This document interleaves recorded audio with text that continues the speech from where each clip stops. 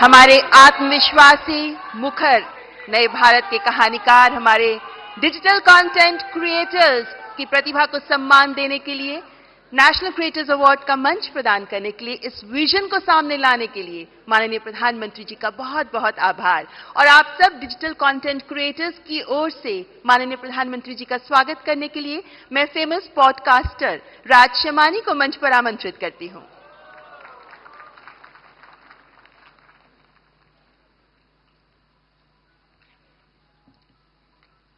I'm honored to introduce the next person on the stage who needs no introduction.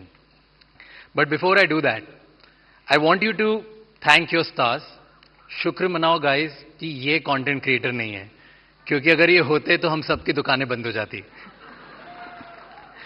Because जब ये reel बनाते हैं तो viral हो जाती है, जब ये ट्वीट करते हैं तो वो ट्रेंड बन जाता है, जब ये रेडियो शो पे जाते हैं तो वर्ल्ड का नंबर 1 रेडियो शो बन जाता है, जब ये कोई स्लोगन देते हैं तो वो हैशटैग बन जाता है। He does not write the trend, he is the trend.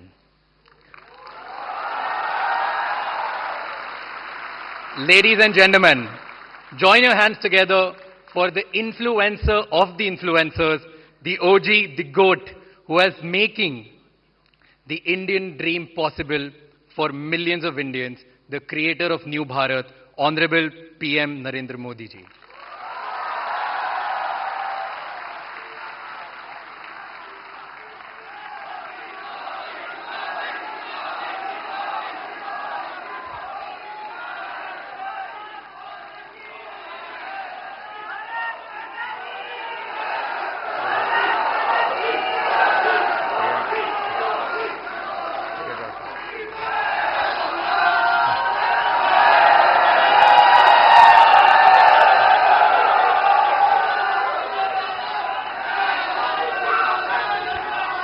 Thank you Raj Shamani.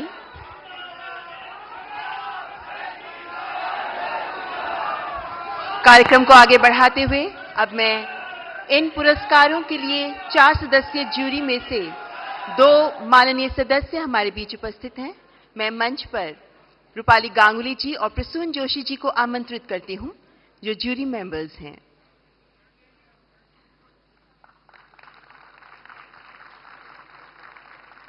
और अब अति आदरणीय प्रधानमंत्री जी के कर कमलों द्वारा पुरस्कार वितरण का शुभारंभ किया जाएगा। माननीय प्रधानमंत्री जी तथा माननीय मंत्री महोदय, आपसे अनुरोध करती हूं कृपया पुरस्कार वितरण का शुभारंभ करने के लिए मंच पर आगे आएं। The first category, the award for the new India champion, the award goes to Abhi and new.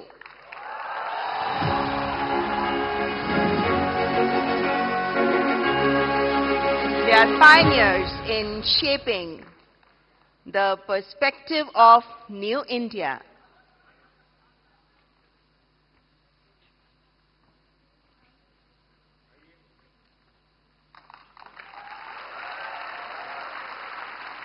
Through their insightful content and wide range of topics, they have raised awareness for New India.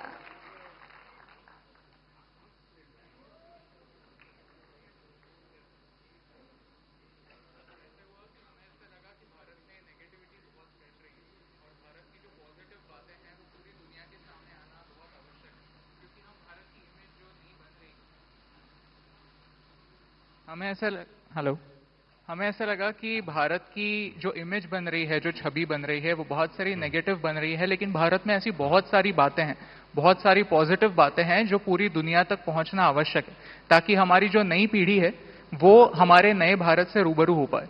तो इसीलिए हमने सोचा कि क्यों ना हमें जो दिखता है वो पूरी दुनिया के सामने लाए।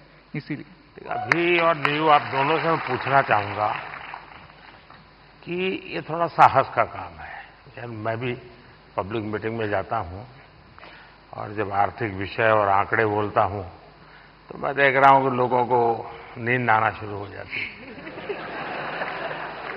कुछ हल्की फुल्की बातें करते तो मजा। मीडिया वाले भी रिपोर्ट में सीरियस नेचर की बात करूंगा तो कभी नहीं करते, वो हंसी मजाक की कोई बात होगी तो बढ़िया रिपोर्ट करते हैं। आपको नहीं लगा कि आपका विषय इतना ड्राई है, कैसे लोग इंटरेस्ट लेंगे? नहीं, जैसे आप एनर्जी के साथ बात करते हैं, वैसे अगर हम भी एनर्जी के साथ, आपकी 1% एनर्जी से अगर हम बात कर पाए तो फिर हम उस मैसेज को थैंक यू दोस्त, बहुत शुभकामनाएं, बहुत सेवा करते रहिए। आपने फील्ड चैलेंजिंग चुना है, लेकिन देश के लिए बहुत जरूरी है। मेरी तरफ से बहुत बधाई। And the Best Storyteller Award. The award goes to Keetika Govindasamy, known as Kirti History. She educates about the real history with unique perspective, gaining popularity for her engaging approach to Indian history. ओहो बाबा, पैर नहीं छूए।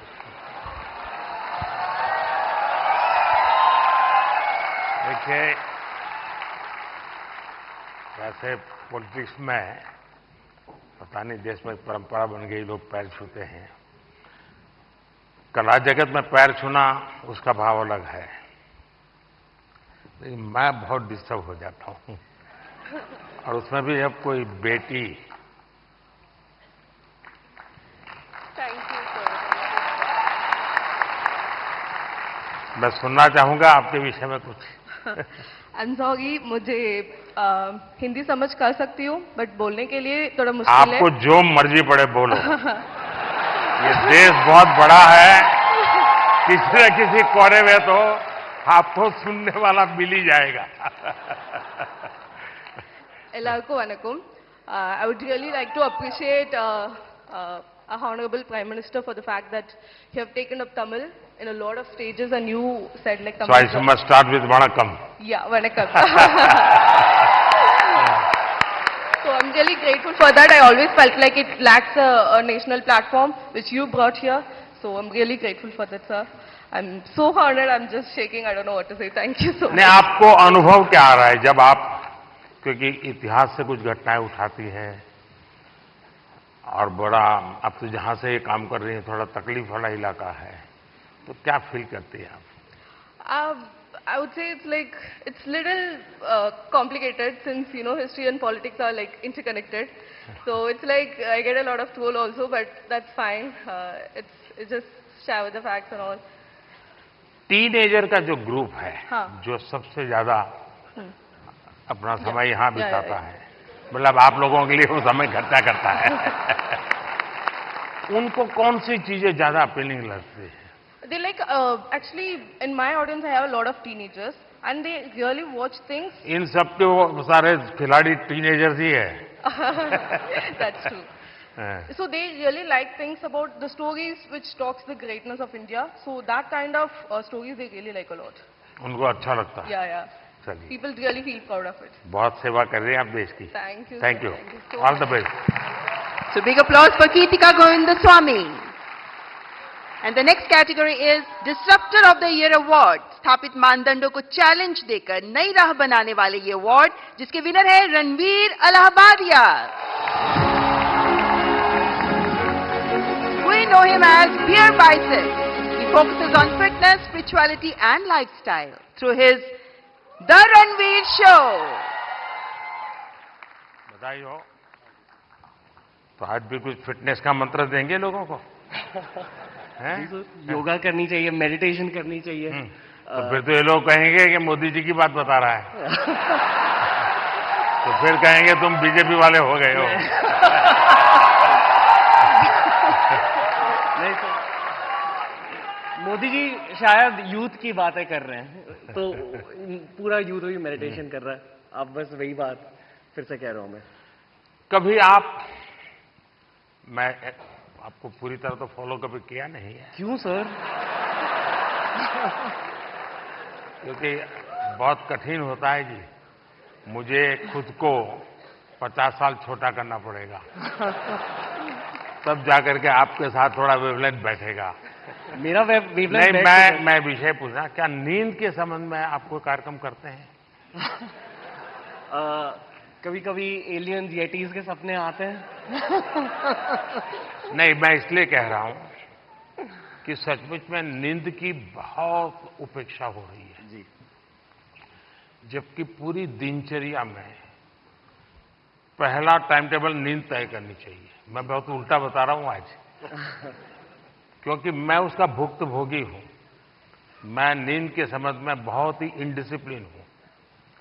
मैं बहुत कम सोता हूं और मेरे सब लोग मुझे डांटते रहते हैं और कई सालों से मेरी बीमारी आ गई है, मैं बहुत कम सोता हूं। लेकिन मैं चाहता हूं लोग पूरी यानी सोते रहे ऐसा मैं नहीं चाहता हूं। मैं जगाना, लोगों को जगाना मेरा काम है। लेकिन नींद के संबंध में हम ज्यादा उतने जागरूक नहीं है। कभी उस पर सोचिए ना। जी जी, योग निद्रा करनी चाहिए। योग निद्रा अलग है जी, वहां मत ले जाइए। देखिए, योग निद्रा वो विषय है जो नॉर्मली नींद से कठिनाइयां हैं, नहीं हो पाती, तो योग निद्रा कर लिया तो उनका 3-4 घंटा और निकल जाता है। आपके साथ पॉडकास्ट करने का मूड हो रहा है सर। अरे वाह। चलिए, मूड तो हरे के बहुत होते हैं भाई।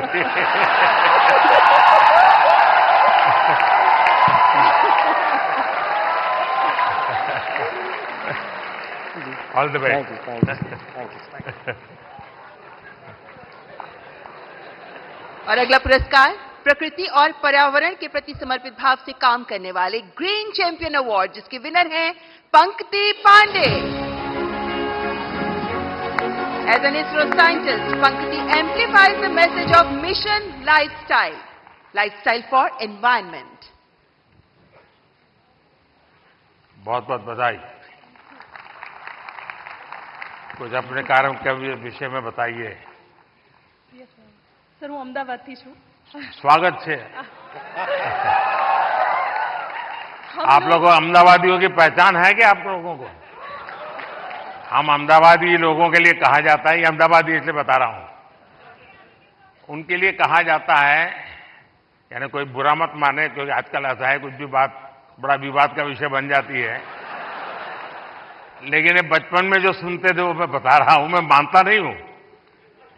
एक बार रेलवे प्लेटफॉर्म पर ट्रेन आई, तो उसमें जो पैसेंजर था वो ऊपर के बर्थ पर था। तो उसने बाहर खिड़की में पूछा कि भाई कौन सा स्टेशन आया है? तो बाहर वाले ने कहा 4 आना दोगे तो बताऊंगा। तो उसने कहा मत बताओ, ये अहमदाबादी होगा। अच्छा बताइए। प्रकृति के बारे में बताती हूँ। हम बदलाव बहुत चाहते हैं दूसरी चीजों में, पर हम बदलाव कभी अपने आप में नहीं लाना चाहते हैं। वो सबसे डिफिकल्ट चीज होती है। तो मैं अभी यहाँ पे जो सब लोग उपस्थित है यहाँ पे, उनसे कहूंगी, एक चीज हम अगर हमारे वहां पे करें, हम अपने वेस्ट को ऑडिट करें। हम दूसरों का कचरा देखते हैं, पर हम क्या खुद निकालते हैं वो हम कभी नहीं देखते हैं। तो I request all of you to waste audit your dustbin, कि क्या हम हमारी लाइफ को जीरो वेस्ट बना सकते हैं। पूरे तरीके से नहीं, पर क्या हम कोशिश कर सकते हैं। Thank you so much. Mission life के संबंध में डिटेल स्टडी किया है आपने? मिशन लाइफ नहीं सर। मैंने एक यूएन सेक्रेटरी जनरल के साथ दुनिया के सामने एक मिशन लॉन्च किया है। क्लाइमेट, एनवायरनमेंट, सर्कुलर इकोनॉमी, ये सारी बातों से हम परिचित है।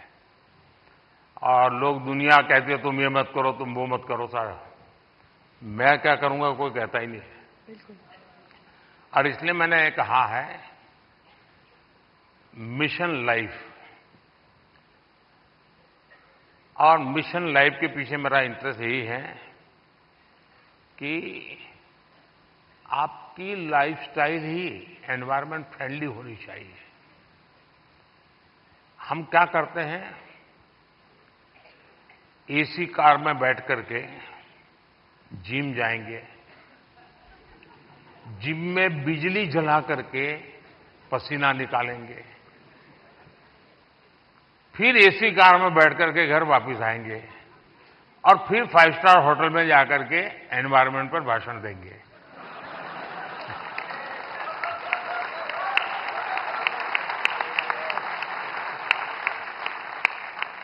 ये ग्लोबल वार्मिंग की समस्या का समाधान का सबसे बड़ा उपाय हमारी लाइफस्टाइल है। आपका यही मिशन है ना? यस सर, बिल्कुल। बहुत अच्छा काम कर रहे हैं। बदलाव हमसे है, बिल्कुल। और अहमदाबादी है तो वेस्ट का बेस्ट कैसे बनाना, इसमें एक्सपर्टाइज होती है। ये अहमदाबादी लोग एक भी चीज फालतू छोड़ते ही नहीं है। धन्यवाद जी। माइक दे दीजिए तो वो काम आएगा।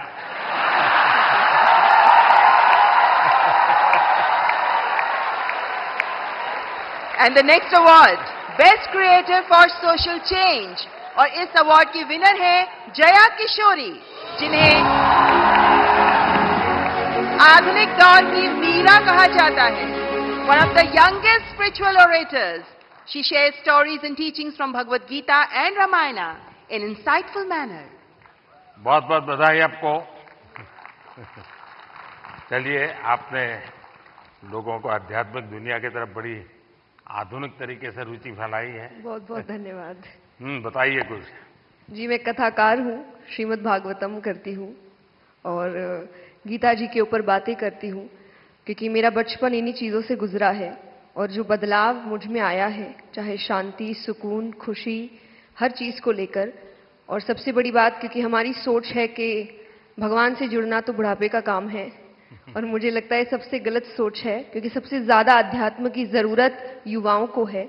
और अगर मैं मटेरियलिस्टिक लाइफ के साथ साथ आध्यात्मिक जीवन जी सकती हूँ, तो मुझे लगता है हर युवा जी सकता है। लोगों को डर लगता है कि अध्यात्म मतलब झोला लेके चले जाना। हाँ जी। तो आप उसको रास्ता पर बताइए ऐसा ना। बिल्कुल नहीं है, क्योंकि सबसे बड़ा आध्यात्मिक ज्ञान है श्रीमद् भगवद गीता, और वो एक ऐसे व्यक्ति को सुनाई जा रही है, अर्जुन, जो आगे जाके राजा बनने वाले हैं, और राजा से ज्यादा ऐश्वर्य किसी के पास नहीं होता। और गीता में भगवान ने एक बार भी, श्री कृष्ण ने नहीं कहा कि राज्य छोड़ दो, बस कहा अपना धर्म पूरा करो जहां भी हो। बहुत बहुत धन्यवाद। And now the most impactful Agri Creator Award. This award goes to Lakshya Dabas.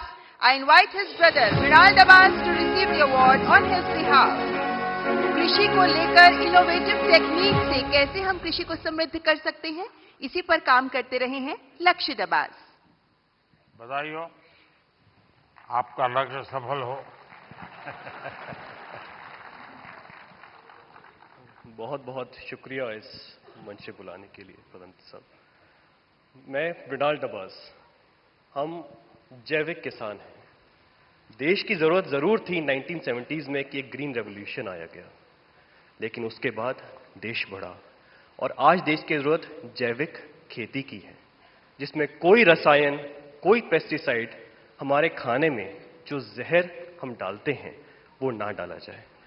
इसी संदर्भ में हमने 30,000 से ज्यादा किसानों को अपने खेत में बुला के, हम जटखोड़ खेत से बिलोंग करते हैं जो दिल्ली सोनीपत बॉर्डर पे है, बुला के कैसे जैविक खेती की जाती है, किस तरह कीटों से बचाया जाता है, उस संदर्भ में उनको सिखाया है। अगर हम सरसों का तेल निकालते हैं तो एक्सपेलर यूनिट नहीं, जो प्राचीन समय में कच्ची घानी का तेल हुआ करता था।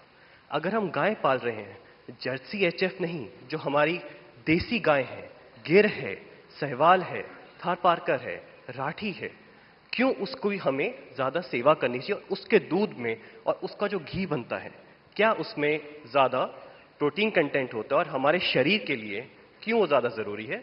इसी संदर्भ में हमारा उद्देश्य रहता है। और देखिए, लक्ष्य आप स्वयं तो एक मिशन बोर्ड में इस काम को कर रहे हैं, लेकिन आज आपका यहां आने से इनको भी और देश को पता चलेगा कि ऐसे नौजवान, जबकि दुनिया कुछ अलग सोचती है, ये अलग सोच रहा है।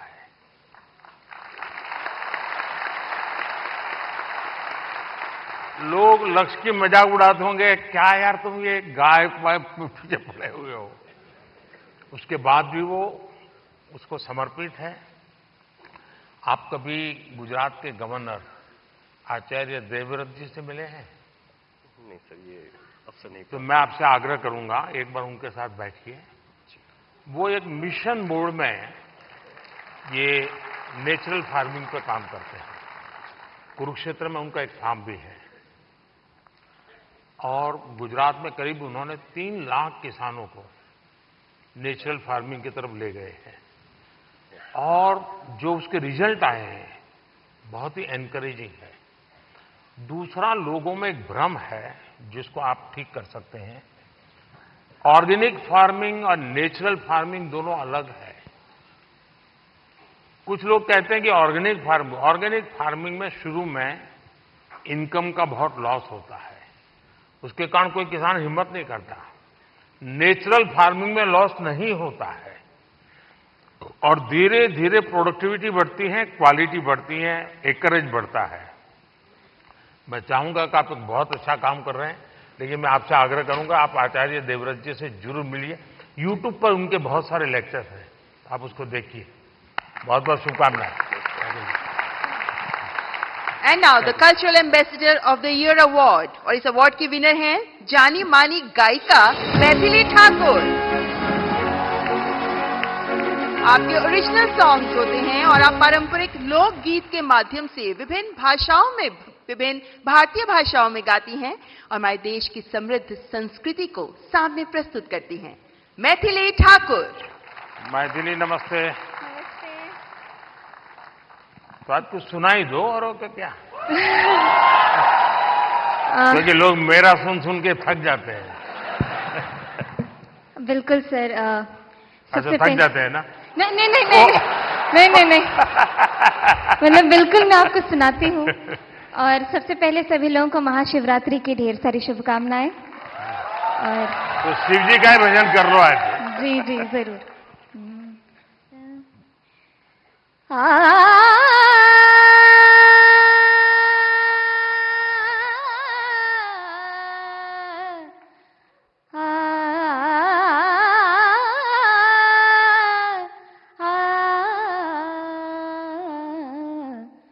डिमिक डिमिक डमरू कर बाजे, प्रेम मगन नाचे भोला भोला। डिमिक डिमिक डमरू कर बाजे, प्रेम मगन नाचे भोला। सिंही नाद बजावत गावत, सिंही नाद बजावत गावत, लटक रही बगली झोला भोला। डिमिक डिमिक डमरू कर बाजे, प्रेम मगन नाचे भोला। बहुत बहुत बधाई मैथिली जी आपको। आपने देखा होगा कि मैंने मन की बात में एक बार एक जर्मन बच्ची का उल्लेख किया था। वो जन्म से उसको आंखें नहीं है, हिंदुस्तान देखा नहीं है, और मैं हैरान हूं कि भारत के दक्षिण भारत की भाषाओं के गीत इतना तेजी से ग्रास करती है। और भी पिछले दिनों यहां आई थी तो मेरा मिलना हुआ, तो उसने तमिल में मुझे शिव भजन सुनाया। और संगीत की क्या ताकत होती है, कोई भाषा उसको मालूम नहीं है जर्मनी के सिवाय, लेकिन अद्भुत प्रभाव पैदा करती है। आपको भी वो परमात्मा ने कृपा दी है, आपने साधना भी की है। मेरी तरफ से बहुत बहुत शुभकामनाएं। बहुत बहुत शुक्रिया। क्या मैं आपके साथ एक तस्वीर ले सकती हूँ? तस्वीर लेनी है? कैसे? अच्छा, सेल्फी के बिना नहीं चलता है। आज रात से मिले, मुझे बहुत खुशी हुई। बहुत बहुत शुक्रिया, धन्यवाद।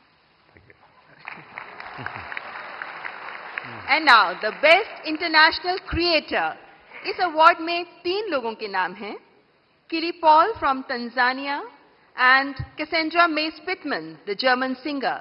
And we have one more award winner in this Best International Creator category, and he is Drew Hicks. He's an American with Hindi and Bhojpuri skills, and he's gained fame for fluent Hindi and Bihari accent. तो आप हिंदी भी बोलते हैं, बिहारी भी बोलते हैं। यहां लोग आपकी बिहारी सुनना चाहेंगे। मैं इतना नर्वस फील कर रहा हूँ कि लगता है भोजपुरी, हिंदी, इंग्लिश सब भूल गया मैं, बट कोशिश करूंगा। जो भी बोल सकते बोल लीजिए। नहीं, मैं बहुत खुश हूँ धन्यवाद अवार्ड के लिए, और मैं बस लोगों को खुश करना चाहता हूँ और भारत का नाम रोशन करना चाहता हूँ। अगर इसमें मैं सक्सेसफुल हूँ तो मैं खुश हूँ। ये टैलेंट कैसे आपको, कैसे इस तरफ रुचि बनी और कैसे आपकी जिंदगी यात्रा शुरू हुई? मेरा पापा actually BHU Banaras Hindu university में पढ़ाई किया था, तो मैंने बचपन में कुछ टाइम वहीं पे बनारस में स्पेंड किया और फिर पटना में वो एक्चुअली मिथिला पेंटिंग्स का भी बिजनेस में था कुछ टाइम के लिए। अच्छा। हाँ, तो फिर उसके बाद बचपन के बाद मैं वापस US गया, बट US में मन नहीं लगा, मेरे को लगा मुझको जल्दी घर वापस आना है, तो मैं आ गया।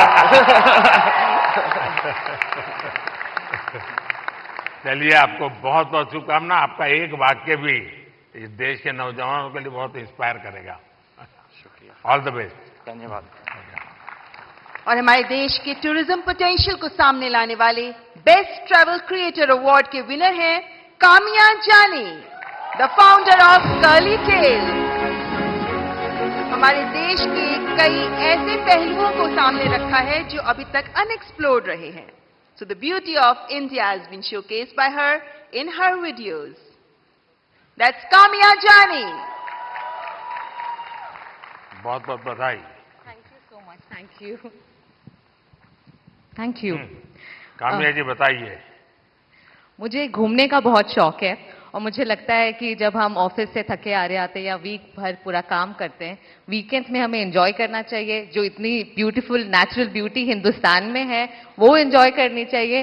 और मुझे लगता है भारत सबसे ज्यादा खूबसूरत देश है और यही ऑब्जेक्टिव है कि ग्लोबल मैप पर भारत नंबर 1 पर हो बस।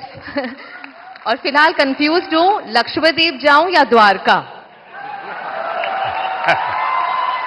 द्वारका आपको काफी नीचे जाना पड़ेगा। लेकिन वो मेरा अनुभव बहुत ही अद्भुत था। खैर, उसकी बात कभी फिर करूंगा, लेकिन मैं नहीं मानता सब टूरिस्टों के लिए कितना सुविधाजनक होगा।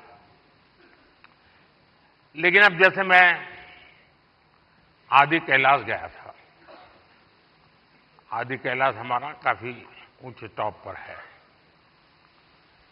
और दूसरी तरफ मैं यहां द्वारिका में काफी मीटर नीचे चला गया पुरानी द्वारिका देखने के लिए। आप ये जब भारत की इन धरोहर का परिचय करवाती हो, तो मैं दो विषय लेकर इन दिनों चल रहा हूं। उसमें आप जो क्रिएटर्स होते हैं मदद कर सकते हैं। एक हमारे लोग क्या करते हैं, जैसे कहीं चले गए सोमनाथ, तो बस में ट्रेन में अपनी कार से उतरेंगे, भागेंगे, और जैसे भगवान अभी कहीं जा रहे हैं तो पकड़ो। उनके दिमाग में यही रहता है, तो दौड़ो, पकड़ो, और फिर एक बार देख लिया तो इधर उधर छुट्टी। मैं कहता हूं भाई ऐसा क्यों करते हो? जहां जाते हो कम से कम एक रात रुकिए।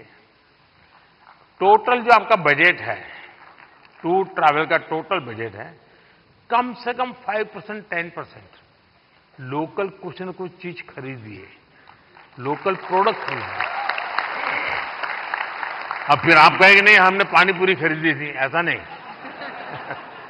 खाना वाना तो कंपलसरी है, खाएंगे, लेकिन कोई वहां की प्रोडक्ट, क्योंकि हमारे देश की जो ये भी एक सामर्थ्य है और वहां की इकोनॉमी को बहुत बड़ा बल मिलता है। अब जैसे मान लीजिए आप बद्रीनाथ गए और वहीं से थोड़ा एक 5 किलोमीटर दूर मणा गांव गए और मणा गांव से हैंडीक्राफ्ट खरीदा, तो हिंदुस्तान का वो पहला गांव, उसके बाद चाइना आ जाता है, वो पहला गांव, वहां के कुछ चीजें खरीद करके अपने गांव ले जाओगे, देश की एकता को हमेशा हमेशा बनाए रखने का काम आएगा। तो कभी आप ऐसे विषयों को भी अगर प्रमोट कर सकते हैं तो बहुत अच्छा होगा। बिल्कुल, बहुत सारे मंदिर कवर किए हैं मैंने अपने वीडियोस में, और आपका बहुत बड़ा थैंक यू, क्योंकि अब सारे ही मंदिरों को बहुत ही नया रूप मिल चुका है। So thank you for that. Thank you. And now let's recognize the best creator in tech category. और इसके विनर हैं टेक्निकल गुरुजी के नाम से जाने जाने वाले गौरव चौधरी। आपका पहला टेक चैनल है जो 1 करोड़ सब्सक्राइबर्स के मार्क को क्रॉस कर गया, and you even covered UPI in Paris. That's Gaurav Chaudhary.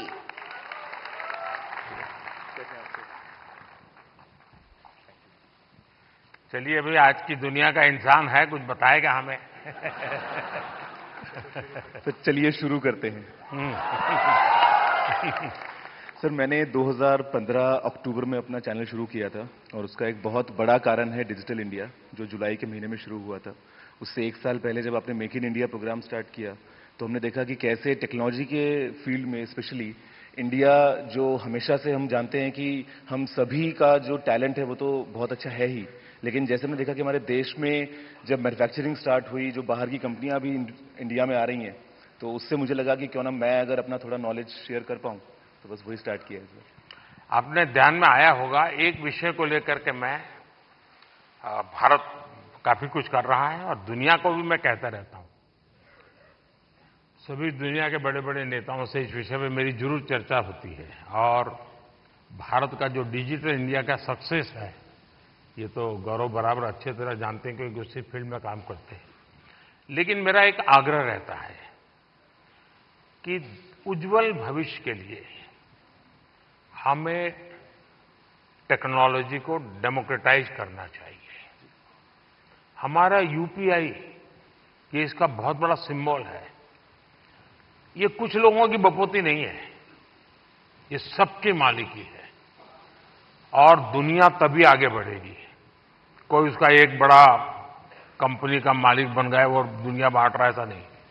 हम उसको डेमोक्रेटाइज करते हैं और मैं मानता हूं जितना ये पहलू आपके माध्यम से पहुंचेगा कि टेक्नोलॉजी को डेमोक्रेटाइज करने की क्यों जरूरत है, दुनिया के उज्जवल भविष्य के लिए थोड़ा सीरियस विषय लगेगा, लेकिन मैं गौरव जैसे दोस्तों से चाहूंगा कि आप इसको जरा बल दीजिए।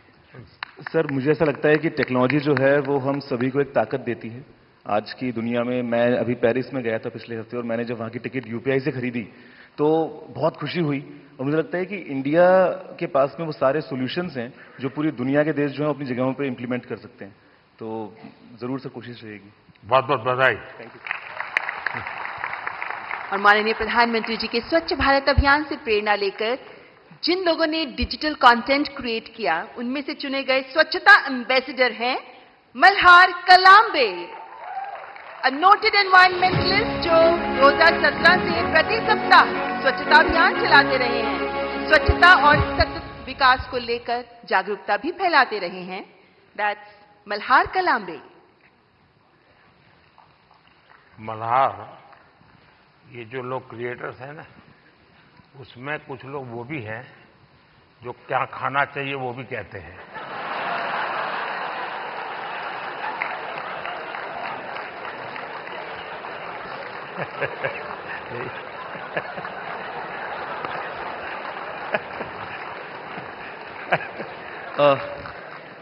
इस पुरस्कार के लिए शुक्रिया। मैं बेसिकली एनवायरमेंटलिस्ट हूँ। हम पिछले 6.5 साल से मुंबई में स्वच्छता मुहिम चला रहे हैं, आप ही से प्रेरणा लेके। पिछले 6.5 सालों में हम लोगों ने 500 से ज़्यादा क्लीनअप ड्राइव्स ऑर्गेनाइज की है, 80 लाख किलो से ज़्यादा कचरा मुंबई से साफ किया है। बट इतने सालों में मैंने एक चीज़ देखी है कि लोगों को कचरा उठाने में शर्म आती है, लज्जा लगती है। कई लोगों ने मुझे कचरे वाला तक कहा है, बट मैं एक चीज़ में विश्वास रखता हूँ कि अगर देश साफ करना है तो हाथ तो गंदे करने पड़ेंगे। Thank you. बहुत बहुत शुभकामनाएं। और आपने युवकों को बड़ी प्रेरणा दी है और अच्छी अच्छी सेलिब्रिटीज उनके साथ जुड़ती हैं, काफी मेहनत करते हैं और नियमित रूप से करते हैं, ऐसा नहीं टोकनिज्म करते हैं। और उन्होंने एक वातावरण बनाया है। मैं आपको बहुत बधाई देता हूं, लेकिन फिर भी मैं चाहूंगा थोड़ा बट सर मैं एक चीज कहना चाहूंगा, अपने अंकित भैया के साथ लास्ट ईयर स्वच्छ भारत दिन के दिन क्लीनअप किया था। ये मेरी भी एक इच्छा है कि कभी आपके साथ क्लीनअप कर पाऊं। वाह, थैंक यू। जरूर जरूर मौका मिलेगा। और हमारी हर प्रकार की सफाई में काम आ सकता है। इस चुनाव में भी सफाई होने वाली है।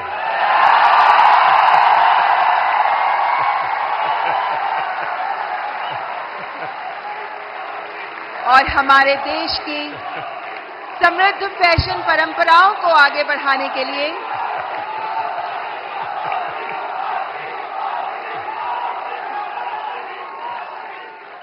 The next category heritage fashion icon award, और इस अवार्ड की विनर है जहानवीर सिंह। आप पूरी तरह भारत के पारंपरिक फैशन को आगे बढ़ा रही हैं, जिनमें भारतीय साड़ियां भी मौजूद हैं। Spirituality, Bhagavad Gita, heritage fashion पर आप काम करती रही हैं। दैट्स जहानवीर सिंह। लो बाबा, पैर मत छूइए। बहुत बहुत बधाई आपको। और दुनिया में भारत की चीज, क्योंकि टेक्सटाइल मार्केट फैशन के साथ ही जा सकता है, वो अकेला नहीं जाता है आजकल, क्योंकि रेडीमेड ब्रांड का जमाना है। और आप बड़ी मदद कर रही है, कुछ सुनाइए लोगों को। बहुत बहुत धन्यवाद। मेरा नाम जानवी है और सबसे पहले बहुत धन्यवाद इस पुरस्कार के लिए।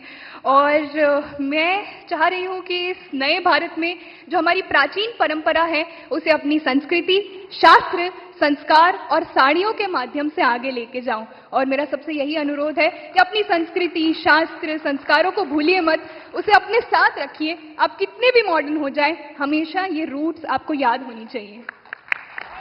एक है अब दुनिया में रेडीमेड का जमाना है जी। और मैं मानता हूं कि हमने इस प्रकार किसी को अगर गाइड कर सकते हैं, आप जैसे लोग गाइड कर सकते, जैसे अब साफा कोई मानता नहीं, रेडीमेड आता है पहन लेता है, फोटो वोटो निकल जाती है। धोती मानता नहीं कोई, रेडीमेड आता है पहन लेता है। भारतीय जो वेश है उसमें भी साड़ी कठिन काम है पहनना। अगर उस आ रहा है थोड़ा बहुत, लेकिन मैं समझता हूं वो जितना ज्यादा प्रमोट होगा, दुनिया में बहुत बड़ा मार्केट बनने वाला है। तो उस दिशा में कैसे आप लोगों को इंस्पायर कर सकती है? मुझे लगता है हमारे देश में बहुत अलग अलग प्रकार के टेक्सटाइल्स हैं और उसको अपने वीडियोस से मैं प्रमोट करती हूँ। उसका पहनावा कैसा है, उसकी बुनाई कैसे की जाती है, टेक्सटाइल कैसा है, तो उसको आगे ले जाने का प्रयास है वीडियोस के माध्यम से, ताकि लोगों को पता चले कि हमारे भारत में इतने अलग अलग टेक्सटाइल्स और इतने सुंदर प्रिंट्स, वेराइटीज हैं जो हमें देश के सामने लानी चाहिए। और भारत एक सबसे सुंदर देश है और उसकी विरासत, उसकी परंपरा, संस्कार, संस्कृति, हर एक चीज बहुत सुंदर है। तो मेरा यही प्रयास है कि मैं उसको आगे लेके जाऊं। देखिए, भारत फैशन की दुनिया में लीडर रहा है।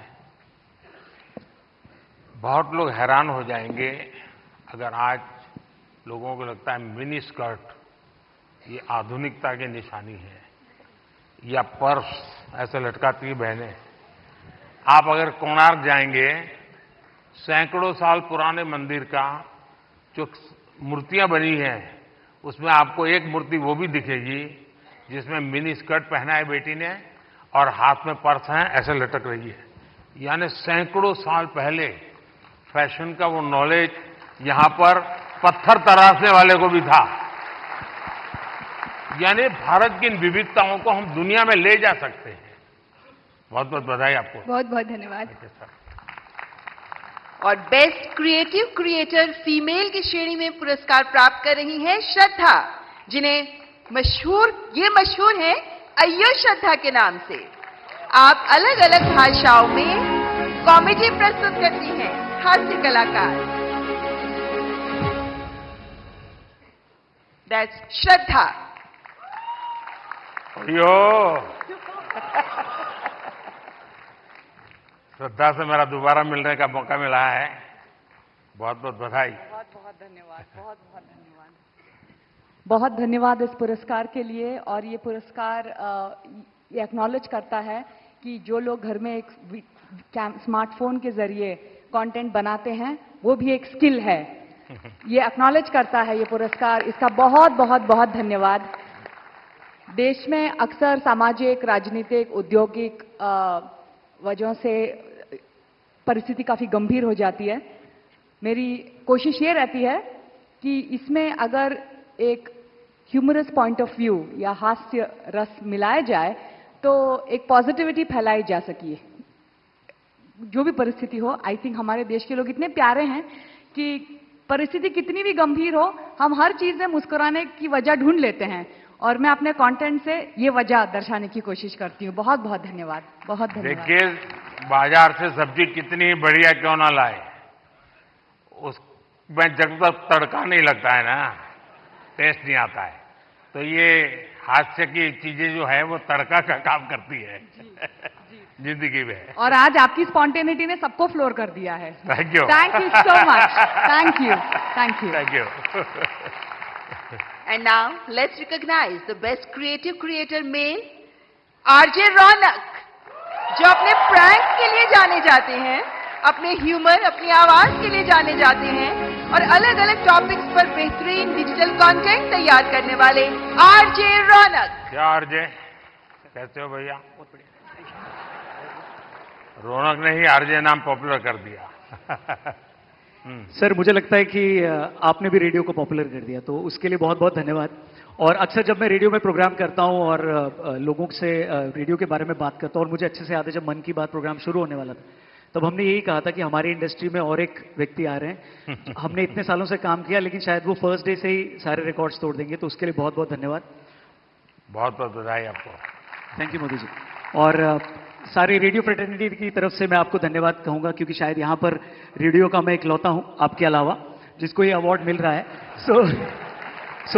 यहाँ बहुत लोग होंगे जो भी दुनिया में होंगे, और मैं पक्का मानता हूं कुछ लोग तो अपने गीत खुद ही रिकॉर्ड करते होंगे, फिर खुद सुनते होंगे, और घर में अगर माँ गुस्सा करती है तो सुनाते होंगे। बिल्कुल। सबकी तरफ से मैंने सोचा था पहले कि कभी मैं ऑनरेबल प्राइम मिनिस्टर से मिलूंगा तो मैं उनसे बउआ के स्टाइल में वही कहूंगा जो मैंने बहुत सारे हजारों लोगों को कहा है, सो नमस्ते सर, मैं बउआ बोल रहा हूँ। बहुत बहुत धन्यवाद सर। थैंक यू भैया। And now moving on to the best creator in food category, and the award goes to Kavita's Kitchen. एक हाउसवाइफ जो बन गई digital entrepreneur. She has played a vital role in celebrating the rich culinary heritage of India.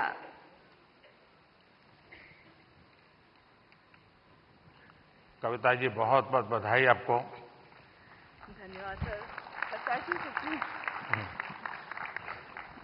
वो जो मल्हार है ना, उनको खाना बनाना हाँ, सिखाओ। उसको कुछ सिखाइए।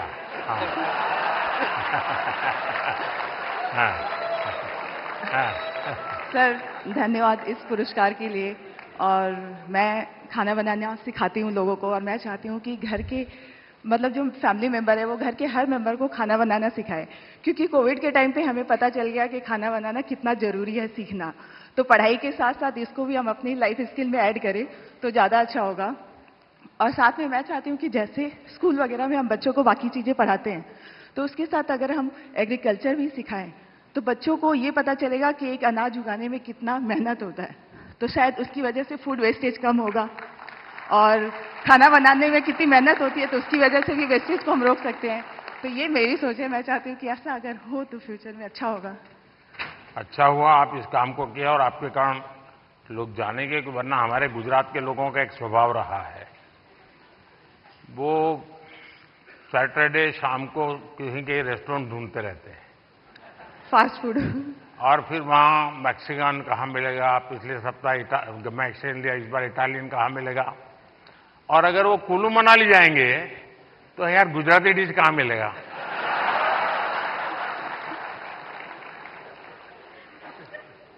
खैर, लेकिन आपने देखा होगा कि हमने 2023 को इंटरनेशनल मिलेट ईयर के रूप में दुनिया में पॉपुलर किया। हमारे यहाँ परंपरागत रूप से मिलेट खाया जाता था, लेकिन आज हमारे डाइनिंग टेबल पर से वो खो चुका था, फिर से आ रहा है। उसके लिए क्या कर सकते हैं? और दूसरा, खाने में बनाने के तरीके, दिखने का तरीका, लेकिन उसके साथ साथ अब न्यूट्रिशनल वैल्यूज की अवेयरनेस, उसमें आप क्या कर रही हैं? मैं कहना चाहूंगी कि जैसे बच्चे, उनको फैंसी फूड पसंद होता है, तो अगर हम उसमें ज्वार, बाजरा, रागी ये सब फ्लोर मिला के, जैसे मैं सुबह दूध की मलाई बचती है तो उसमें बनाना मैश करके डाल देती हूँ, थोड़ा रागी, ज्वार फ्लोर, काजू किशमिश क्रश करके, और इसके छोटे छोटे ऐसे पैनकेक बना देती हूँ। तो बच्चों को पता नहीं चलता, उनको लग रहा है कि बहुत मीठा है और अच्छा है। तो बच्चों के स्वाद के हिसाब से हमें खाने में थोड़े चेंजेस करने पड़ेंगे। और ये जो मिलेट है वो हम अपनी लाइफ में आजकल डाइटिशियन, डॉक्टर सब बोलते हैं कि मिलेट्स खाना हमारे लिए अच्छा है, और हम वापस उसी जनरेशन में जा रहे हैं जहां से हम शुरू किए थे। मैं अभी यूएस में, मुझे निमंत्रित किया गया था, तो व्हाइट हाउस में बहुत बड़ा डिनर था, सबके लिए वेजिटेरियन था, और सरप्राइजिंगली 80% डिश मिलेट्स की थी व्हाइट हाउस में। तो मिलेट हम सबको अपने फूड में इंक्लूड करना चाहिए। और ये नहीं, आपकी बात सही है कि बच्चों को उसमें रुचि बननी चाहिए। मैं याद है, खैर मैं बच्चा नहीं था तब, मैं ताइवान गया था बहुत साल पहले, तब तक मैं मुख्यमंत्री भी नहीं था, और मेरा कोई 10 दिन का वहाँ कार्यक्रम, वहाँ की सरकार ने मुझे बुलाया था। अब मेरे यहाँ से गया आइटनरी के साथ, no fish, no eggs, no meat, सब no no no no no. तो उनके लिए परेशानी थी, खिलाए क्या उसको। तो फिर मेरे साथ जो उनके कोऑर्डिनेटर थे उन्होंने कहा कि साहब यहाँ एक बुद्धिस्ट रेस्टोरेंट है जो वेजिटेरियनिज्म को प्रमोट करती है, तो हमने आपके लिए वहां तय कर लिया है, आप क्योंकि और कहीं पर भी आपके लिए वेजिटेरियन मिलना मुश्किल हो जाएगा। तो मैंने कहा चलिए आपकी बहुत बड़ा धन्यवाद करता हूं, आपने मेरी सेवा की। अब मैं गया, सब मैंने देखा, उन्होंने शोकेस किया हुआ था ऑर्डर देने के लिए। मैं देखते ही चौंक गया, क्योंकि किसी को दिखता था चिकन जैसा, कोई दिखता था फिश जैसा, कोई मटन की सारी चीजें दिखती थी। मैंने कहा यार तुम यहाँ कहाँ ले आए मुझे, ये तो सब नॉन वेज है। तो फिर मुझे उन बुद्धिस्ट जो लोग थे उन्होंने समझाया कि साहब यहाँ के लोगों को वेजिटेरियन की तरफ ले जाने के लिए हम वेजिटेरियन चीजों का शेप ऐसा बनाते हैं ताकि वो मेंटली पहले प्रिपेयर हो। और आप भी कभी ताइवान जाए तो आज भी वो रेस्टोरेंट है। खैर मैं तो उसको देख करके राम राम करके वापस आया। यही इस बात का मैं ध्यान रखूंगी अपने नेक्स्ट कुकिंग वीडियो में कि जो दिखने में नहीं, पोषण के लिए जितना ज्यादा बल दे सके मैं समझता हूं ज्यादा अच्छा होगा। जी सर, बिल्कुल। बहुत बहुत शुभकामनाएं। धन्यवाद सर। सर बैठो, क्या मम्मी ने बोला? And now the वाह, नमस्कार। ओहो, and now the best creator in the education category। और क्या, इस रूपाली? पुरस्कार के इस पुरस्कार के विजेता हैं टेक प्लस गैजेट्स के लिए जाने जाने वाले Naman Deshmukh. Naman technology, gadgets, finance, social media, marketing जैसे विषयों को कवर करते हैं, सामान्य भाषा में तकनीकी विषयों पर शिक्षित करते हैं। आपको नमन। बताइए नमन। पहली बात तो प्रधानमंत्री जी थैंक यू सो मच इस पुरस्कार के लिए। मैं एक्चुअली टेक रिलेटेड या फिर जो भी अवेयरनेस होती है उस रिलेटेड वीडियोस बनाता हूँ, लोगों को अवेयर करता हूँ। जिस तरीके से इंडिया में टेक्नोलॉजी या फिर बाकी की चीज़ें बढ़ रही हैं उस तरीके से बहुत सारे स्कैम्स भी बढ़ते जा रहे हैं, जहाँ पे कई सारे ऐसे भी लोग हैं जो शायद अपना बैंक अकाउंट तक खाली करवा देते हैं कुछ स्कैम्स के कारण। तो उस टाइप की वीडियोस रहती है मेरी। प्लस इतनी सारी गवर्नमेंट की स्कीम्स होती हैं जो लोगों तक नहीं पहुंच पाती है, तो उसकी अवेयरनेस वगैरह पे हम लोग जो है वीडियो बनाते हैं। ये बहुत अच्छी बात है, क्योंकि ये एक प्रकार से लोगों को जगाने का काम है। अदरवाइज लोग अच्छे से अच्छा मोबाइल खरीदने के तो शौकीन है, लेकिन सेफ्टी सिक्योरिटी के लिए क्या क्या करना चाहिए कुछ पता ही नहीं होता है। तो उसी में मेरी कोशिश रहती है और मैं ट्राई करता हूं कि जितना सिंपल मेरा कंटेंट हो उतना लोगों को समझने में आसानी होती है। तो मेरा जो हमारा एक रीज़न है टेक में आने में या फिर एजुकेशन में कि एजुकेट तो करना है लेकिन बहुत सिंपल और फन तरीके से लोगों को चीज़ें बतानी है, और शायद उस चीज़ में हम लोग आगे बढ़ते जा रहे हैं। एक सुझाव मैं देता हूं नमन, शायद इन लोगों में से कोई निकले उसको भी काम आ सकता है। भारत सरकार की तरफ से अटल टिंकरिंग लैब्स बहुत बड़ी मात्रा में स्कूलों में चलती है।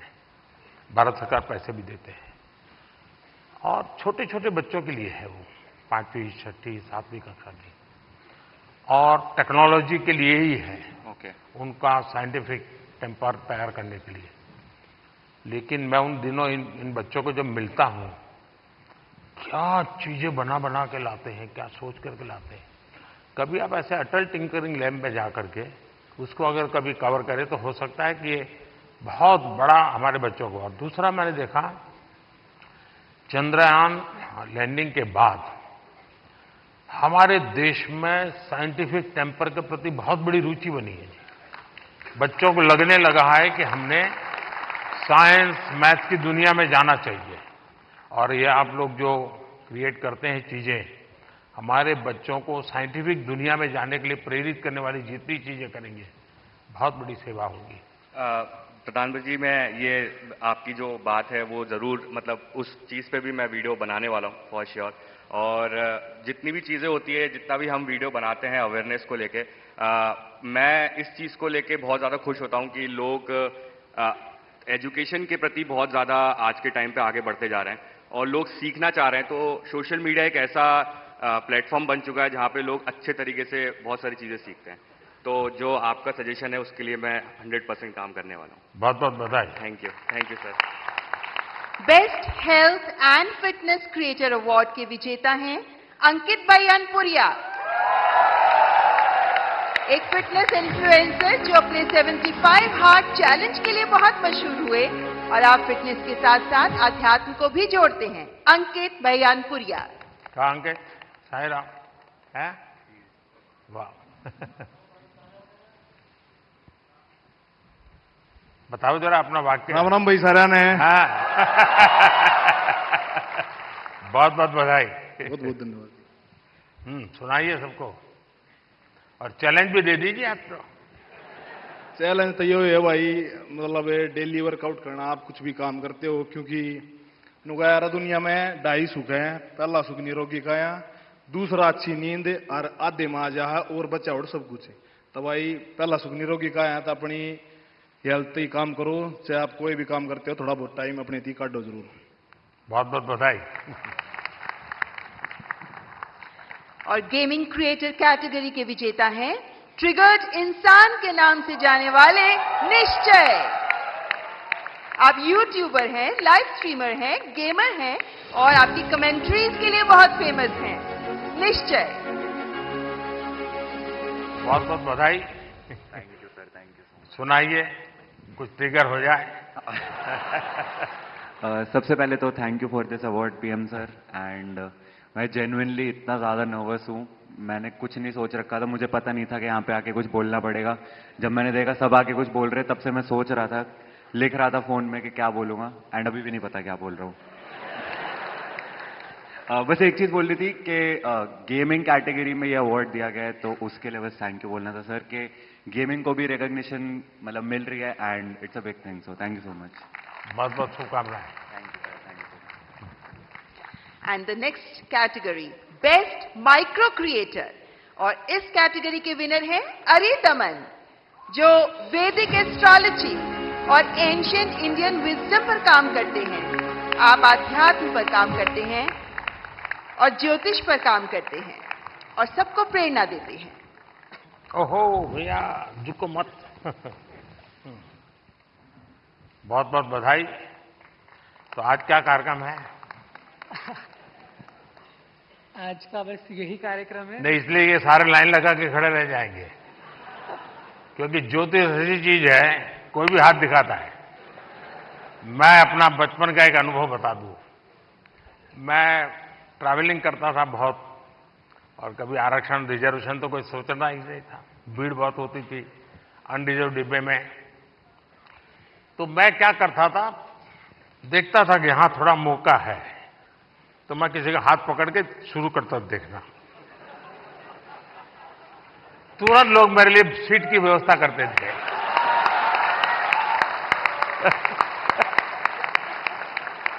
आइए आइए बैठिए। अब आप बताइए। लक्ष्मी हयवदन परब्रह्मणे नमः। सभी को मेरा सादर नमस्ते।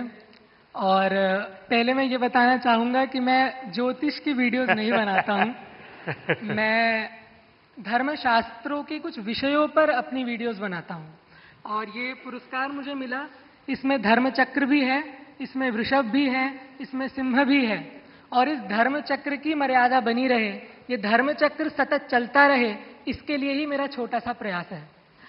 और ये धर्मचक्र केवल एक मूर्तमान पुरस्कार की कोई मूर्ति नहीं है जिसको हमें घर में जाकर के सजा देना है।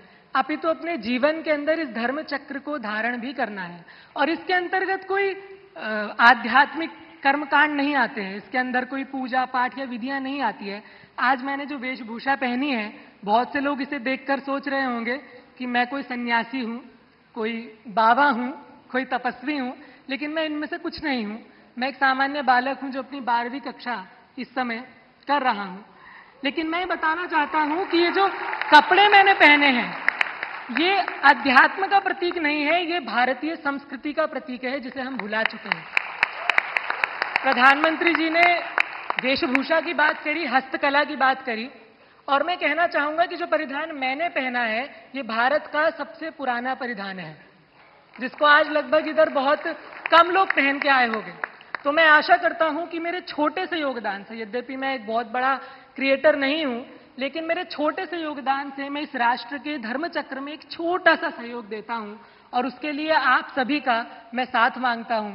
और उसके लिए मुझे यहाँ बुलाने के लिए प्रधानमंत्री जी का बहुत बहुत अभिनंदन, आप सभी लोगों का बहुत बहुत अभिनंदन। नमस्कार। आप अरी कैसे आइडेंटिफाई करते हैं और अरी का दमन कैसे करते हैं? प्रथम तो अरी अंतर्मन के शत्रुओं का ही दमन करें, और बाहरी शत्रु बहुत रूप से होते हैं, फिजिकल शत्रु भी होते हैं, अंतर्मन के शत्रु भी होते हैं, परंपराओं के शत्रु भी होते हैं, रहन सहन के शत्रु भी होते हैं।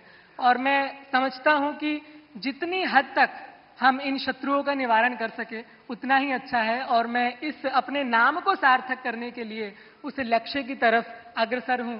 और माननीय प्रधानमंत्री जी के आशीर्वाद से, आप सभी के आशीर्वाद से मैं इस पर आगे बढ़ता रहूं, ऐसी मेरी आशा है। बहुत बहुत शुभकामनाएं।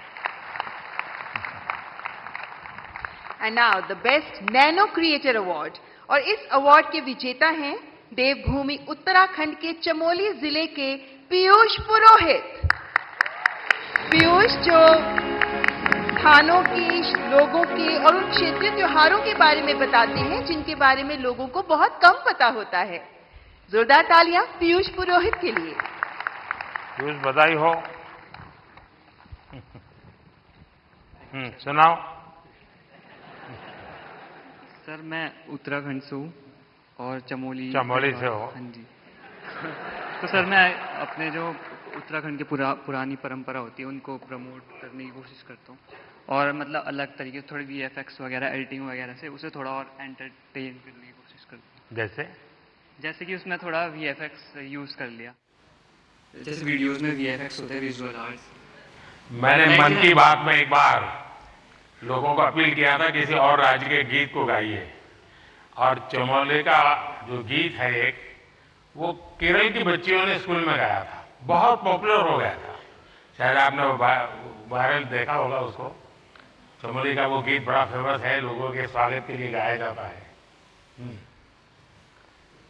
बहुत बहुत बधाई हो आपको। हाँ, कहिए। कोई बात नहीं, सब फर्स्ट टाइम वाले ही हैं।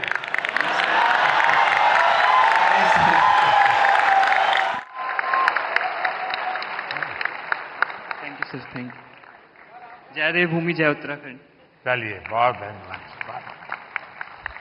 और नेशनल क्रिएटर्स अवार्ड्स की आखिरी श्रेणी, बेस्ट सेलिब्रिटी क्रिएटर अवार्ड, और ये अवार्ड दिया जा रहा है अमन गुप्ता को। एक उद्यमी के तौर पर अपनी सफलता और अपने इनोवेटिव बिजनेस स्ट्रैटेजीज के लिए मशहूर शार्क टैंक इंडिया में भी शामिल अमन गुप्ता। अमन, बहुत बहुत बधाई हो। सर, आप तो अब सक्सेसफुल है अपने जीवन में भी और दुनिया को भी दिखा रहे हो, जरा बताइए। तो सर 2016 में जब startup India, stand up India आया था, हमने अपनी कंपनी स्टार्ट करी थी सर। बोट तो जब हमने स्टार्ट करी थी तो लोग बोलते थे कि ये क्या कर लेंगे, ऐसा छोटा सा ब्रांड है, कुछ नहीं कर पाएंगे। और आज सर 2024, 7 साल बाद sir, we are world's second largest sir, विश्व second largest audio brand sir. 2021 में सर कोविड आया सर, हमारा सारा सामान इंडिया के बाहर बनता था सर। 2021 में आपने मेक इन इंडिया स्टार्ट किया सर, यहाँ पहन के घूमते हैं सर प्राउडली हम। और सर आज की time sir 70% of our products are now made in India sir. तो सर अभी अगला हमारा बस यही विजन है सर कि इंडिया से कोई ब्रांड, अच्छा ब्रांड इंडिया से बाहर जाए। और जैसे यहाँ पे जब कोई फिरंगी प्रोडक्ट आता है और लाइन लगती है, हम चाहते हैं फिरंगी भी हमारा प्रोडक्ट लाइन लगा के खरीदे सर। बहुत बहुत बधाई। बहुत बहुत बधाई। Thank you sir. Thank you. बहुत बहुत आभार माननीय प्रधानमंत्री जी, ये पुरस्कार प्रदान करने के लिए आपका बहुत बहुत शुक्रिया। मैं दोनों जजेज और भी 2 लोग थे, लेकिन शायद वो बाहर है। मैं जजेज का बहुत धन्यवाद करता हूँ, इतने शानदार लोगों को परिचय करवा दिया आपने। बहुत बहुत बधाई आपको। रूपाली गांगुली जी और प्रसून जोशी जी, आपसे अनुरोध, कृपया आप अपना स्थान ग्रहण करें। आपका बहुत बहुत आभार। ओह बाबा, पैर नहीं बाबा। माननीय प्रधानमंत्री जी के प्रेरणादायक शब्द हमें लगातार हमारा मार्गदर्शन करते रहे हैं और आज के इस अवसर पर हमने माननीय प्रधानमंत्री जी के बहुत से शब्दों को सुना, लेकिन माननीय प्रधानमंत्री जी को सुनने के लिए हम सभी अत्यंत उल्लासित रहते हैं, उत्साहित रहते हैं और इसीलिए अब मैं पुनः माननीय प्रधानमंत्री जी से सविनय निवेदन करती हूं, माननीय प्रधानमंत्री जी कृपया अपने शब्दों द्वारा हमारा मार्गदर्शन करें।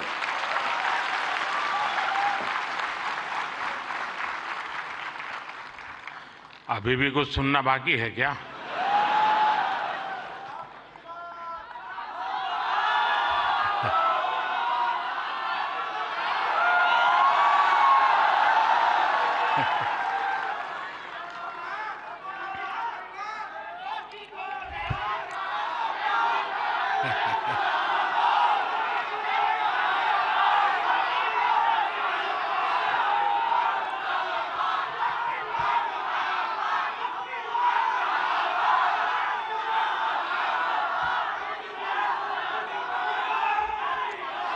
कैसे हैं आप सब लोग?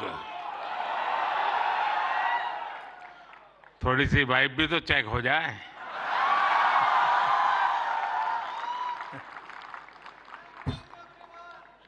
इस कार्यक्रम में उपस्थित मंत्रिपरिषद के मेरे साथी अश्विनी वैष्णव जी, जूरी मेंबर्स भाई प्रसून जोशी जी, रूपाली गांगुली जी, देश के कोने कोने से यहां उपस्थित सभी कंटेंट क्रिएटर्स, देश के कोने कोने में इस आयोजन को देख रहे मेरे सभी युवा साथी और सभी अन्य महानुभाव, आप सबका स्वागत है, आप सबका अभिनंदन है। और आप वो लोग हैं जिन्होंने अपनी जगह बनाई है और इसलिए आज उस जगह पे आप हैं, भारत मंडपम।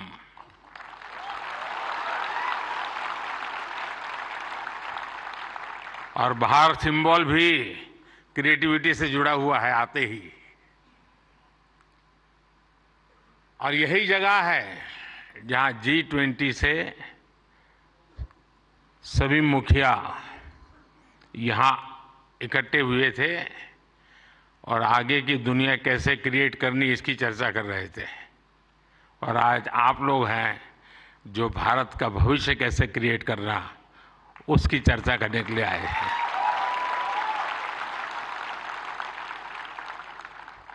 साथियों, जब समय बदलता है, टाइम चेंज होता है, जब नए युग की शुरुआत होती है तो उसके साथ कदम से कदम मिलाना ये देश का दायित्व होता है। आज भारत मंडपम में देश अपने उस दायित्व को पूरा कर रहा है। पहले नेशनल क्रिएटर अवार्ड्स यानी पहला है, ये आयोजन नए दौर को समय से पहले पहचान देने का आयोजन है।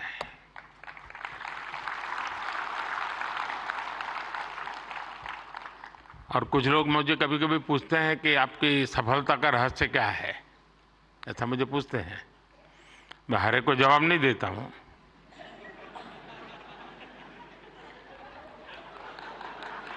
कोई रेस्टोरेंट वाला अपना किचन दिखाता है क्या?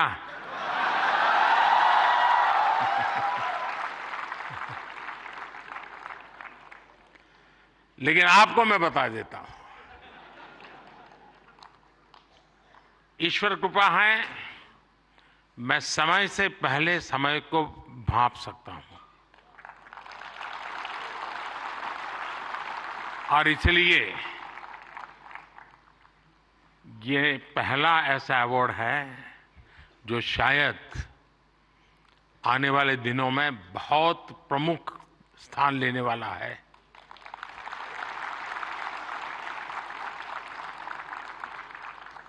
ये इस नए युग को एनर्जाइज कर रहे आप सब युवाओं को सम्मान देना, क्रिएटिविटी को सम्मान देना और समाज की रोजमर्रा की जिंदगी के प्रति जो संवेदनशीलता है उसको सम्मान करने का अवसर है। भविष्य में ये अवार्ड कंटेंट क्रिएटर्स के लिए बहुत बड़ा मोटिवेशन बनेगा, उनके काम को एक बहुत बड़ी पहचान मिलने वाली है। आज जिन्हें नेशनल क्रिएटर्स अवार्ड मिले हैं, मैं उन विजेताओं को तो बधाई देता ही देता हूं, पर जिन्होंने इसमें बढ़ चढ़ करके हिस्सा लिया, क्योंकि बहुत कम समय मिला था, हम ज्यादा इस चीज को पॉपुलर भी नहीं कर पाए थे और मैं नहीं चाहता था कि मैं इसमें और समय गंवाऊं, लेकिन जल्दी जल्दी में भी, इतने कम समय में भी 1.5-2 लाख क्रिएटिव माइंड्स इसके साथ जुड़ जाए, ये मेरे देश की भी एक पहचान बना देता है।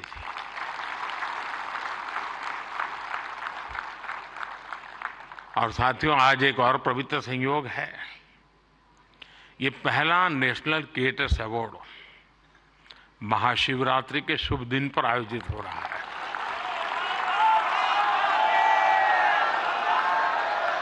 और मेरे काशी में तो शिव जी के बिना कुछ नहीं चलता है। महादेव, भगवान शिव भाषा, कला और क्रिएटिविटी के जनक माने गए हैं।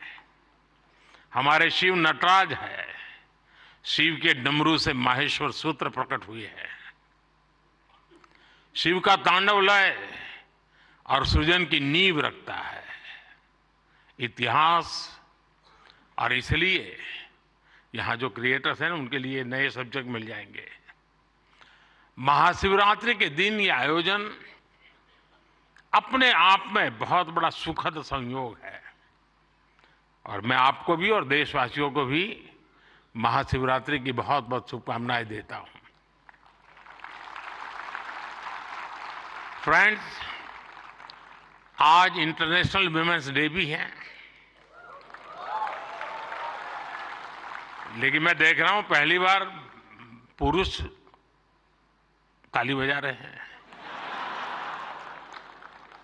वरना उनको लगता है हमारा तो कोई डे आता नहीं। आज जो अवार्ड मिले हैं उनमें भी बहुत सारी बेटियां मैदान मार गई हैं, मैं उनको भी बधाई देता हूं। और भी मैं देख रहा हूं क्रिएटिव वर्ल्ड में हमारे देश की बेटियां बहुत बड़ी मात्रा में सबको देख रहा हूं, मुझे बहुत गर्व हो रहा है आप लोगों को देख करके। मैं देश की सभी महिलाओं को, बहनों को, बेटियों को इंटरनेशनल वुमेन्स डे की बहुत बहुत बधाई देता हूं। और आज ही मैं अभी, आप तो यहां बैठे हैं, मैं गैस सिलेंडर का 100 रुपया कम करके आया हूं।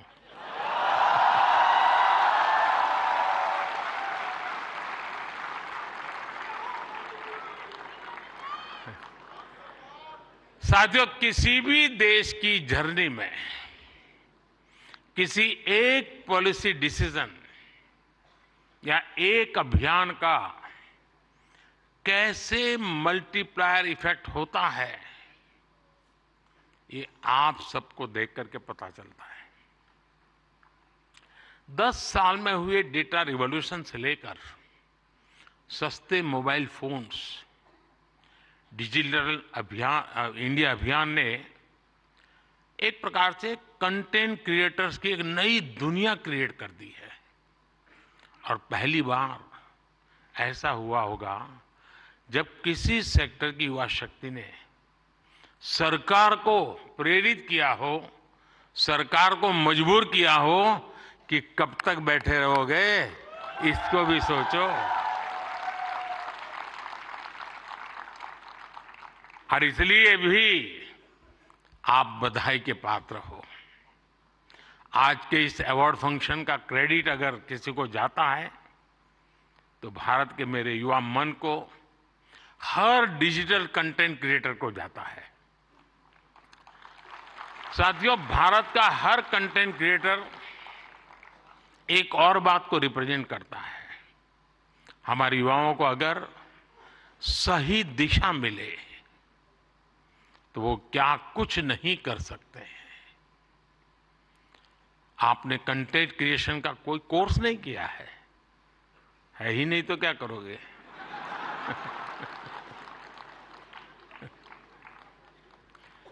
पढ़ाई के टाइम करियर सेलेक्ट करते हुए ये सोचा भी नहीं होगा कि हम कंटेंट क्रिएटर जैसा कुछ बनेंगे, लेकिन अपने भविष्य को पहचाना, फ्यूचर को देखा और ज्यादातर लोगों ने वन मैन आर्मी की तरह काम शुरू कर दिया।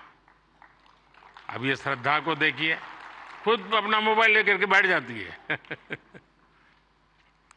अपने प्रोजेक्ट में आप ही राइटर, आप ही डायरेक्टर, आप ही प्रोड्यूसर, आप ही एडिटर, यानी आपको ही सब कुछ करना होता है। यानी एक प्रकार से इतनी टैलेंट एक जगह पे जमा हो जाए और फिर वो जब प्रकट हो तो उसका सामर्थ्य कितना हो सकता है अंदाज लगा सकते हैं।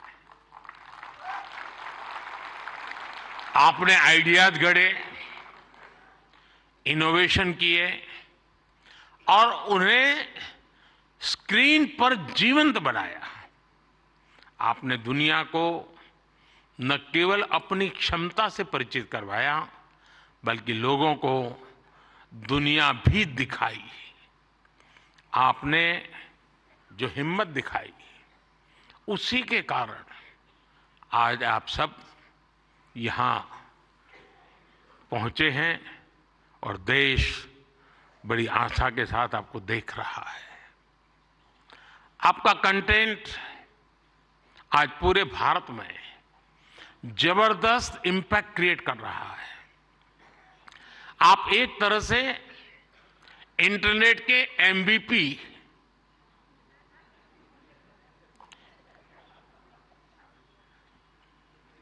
ठीक है ना? थोड़ा दिमाग खपाओ, क्रिएटिविटी बताओ अपना। जब मैं आपको एमपीपी कहता हूं मतलब मोस्ट वैल्यूएबल पर्सन बन गए। साथियों, आप सभी जानते हैं कि जब कंटेंट और क्रिएटिविटी आपस में कोलैबोरेट करते हैं तो इससे एंगेजमेंट बढ़ती है। जब कंटेंट डिजिटल से कोलैब करता है तो ट्रांसफॉर्मेशन आता है। जब कंटेंट पर्पस से कोलैब करता है तो इससे इंपैक्ट दिखता है। और आज जब आप लोग यहां आए हैं तो मुझे भी बहुत सारे विषयों पर आप लोगों से कोलैब रिक्वेस्ट करनी है।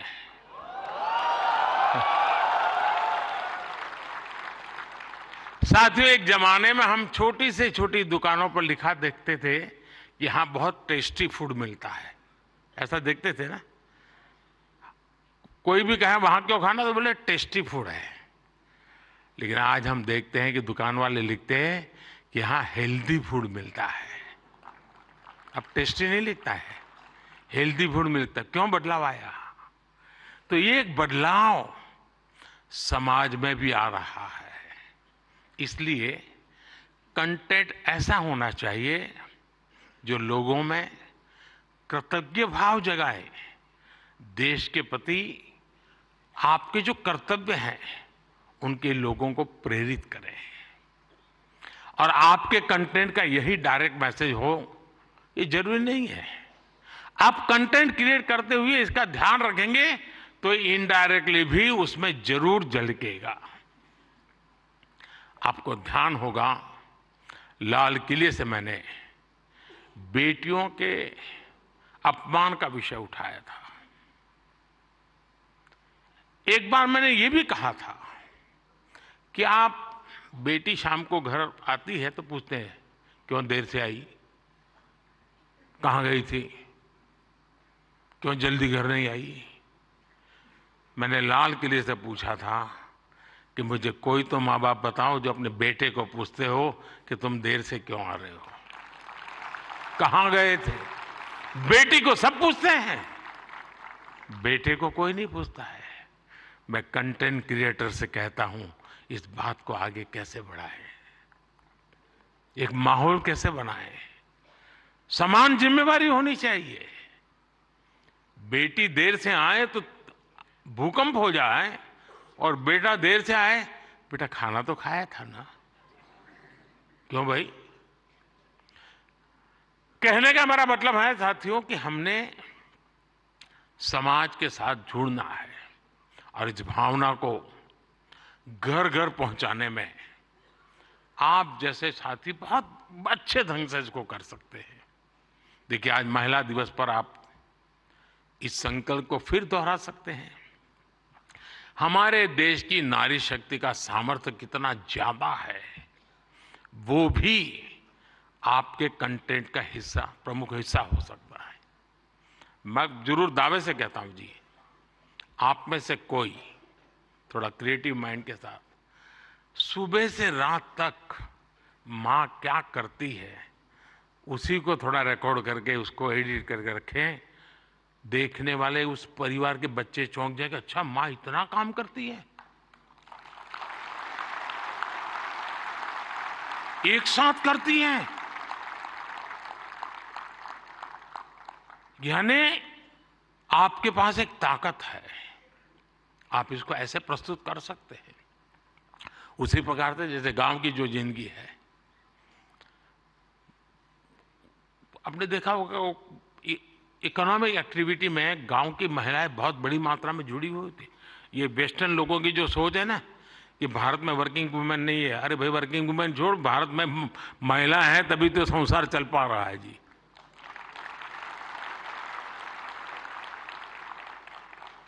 गांव में आप देखेंगे इतनी इकोनॉमिक एक्टिविटी हमारी माताएं बहनें करती है। अगर ट्राइबल बेल्ट में जाएंगे, पहाड़ों में जाएंगे तो आपको मैक्सिमम इकोनॉमिक एक्टिविटी हमारी माताएं बहनें करती हैं जी। और इसलिए हमारी क्रिएटिविटी के द्वारा हम ये जो गलत परसेप्शन बने हैं ना, बड़े आसानी से बदल सकते हैं, हकीकतों के आधार पर बदल सकते हैं। और मैं मानता हूं हम इसको करना चाहिए। अगर एक दिन की जीवन की सिर्फ साइकिल को हम दिखाएं तो पता चलेगा कि हमारे यहाँ पशुपालक हो, किसान महिला हो, मजदूरी करने वाली महिला हो, कैसे काम करती, कितनी मेहनत करती है। साथियों, स्वच्छ भारत की सफलता से आप सभी परिचित हैं और आपने उसमें सहयोग भी किया है, लेकिन ये तो निरंतर चलने वाला जन आंदोलन है। कहीं पर भी कोई सफाई की अच्छी चीज आती है, अब जैसे मैंने अभी एक रील देखा, कोई टाइगर पानी पीने जा रहा है और उसमें प्लास्टिक की बोतल देखता है तो टाइगर मुंह से प्लास्टिक का बोतल उठाता है और कहीं पर जगह पे छोड़ने के लिए चला जा रहा है। अब इसका मतलब मोदी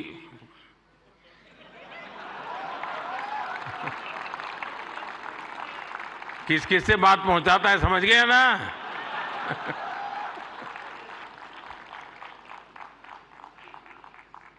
अब उसके माध्यम से आप भी पहुंचा सकते हैं और इसलिए आप इस विषय पर भी लगातार कुछ न कुछ जरूर करते रहिए। एक अहम विषय भी मैं आपसे स्पर्श करना चाहता हूं दोस्तों। ये छोटी छोटी चीजें जो मेरे मन को छूती है, मेरा मन करता है कि क्रिएटिव माइंड के लोग हैं तो शायद मैं मन खोल करके बातें भी कर सकता हूं। मैं भाषण नहीं कर रहा मुझे। जैसे मेंटल हेल्थ, ये बहुत ही छूने वाला विषय जी। और वैसे तो डिजिटल प्लेटफॉर्म पर काफी कंटेंट हंसी मजाक से जुड़ा होता है, लेकिन कई अन्य गंभीर विषय भी होते हैं। मैं देखता हूं मेंटल हेल्थ को लेकर, बहुत बधाई हो आपको, बहुत बधाई हो, बहुत बधाई हो, बहुत बधाई हो। मैं नहीं कह रहा हूं नहीं बनाते हैं, मैंने बोला ही नहीं है जी, मैं ऐसी गलती नहीं कर सकता हूं। मुझे मेरे देश के टैलेंट पे भरोसा है, मुझे मेरे देश के लोगों की संवेदनशीलता मुझसे जरा भी कम नहीं है।